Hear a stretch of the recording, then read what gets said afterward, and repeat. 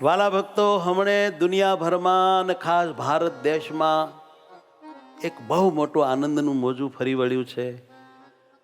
વિનુભાઈ મોરડિયાએ આપણને અહીંયા આવીને જે બે વાત કરી કે આટલા લોકો શહીદ થયા અને આટલા વર્ષથી ચાલતી લડાઈનો હવે એક સુંદર મજાનો અંજામ આવ્યો છે.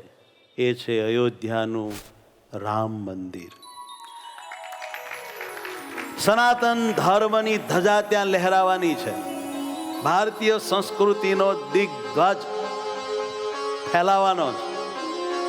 22 જાન્યુઆરી બપોરના 12:21 ભવ્યતાપૂર્વક અયોધ્યાના નૂતન મંદિરમાં રામલલ્લાની પ્રાણ પ્રતિષ્ઠા થવાની છે.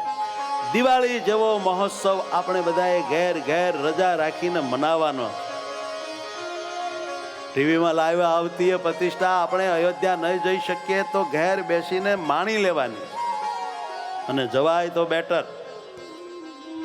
કેમ જે મર્યાદા પુરુષોત્તમ રામ પરમાત્મા આપણા ભગવાન છે.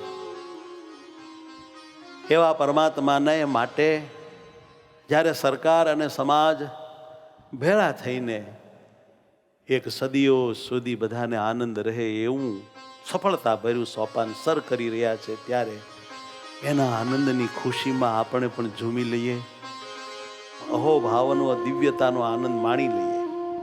તો દરેક વાલા ભક્તો 22 જાન્યુઆરી 12:21 બપોરે લાઈવ પ્રસારણ જોજો, ઘર શણગારજો, આનંદ માણજો, દિવાળી જેવો તહેવાર મનાવજો.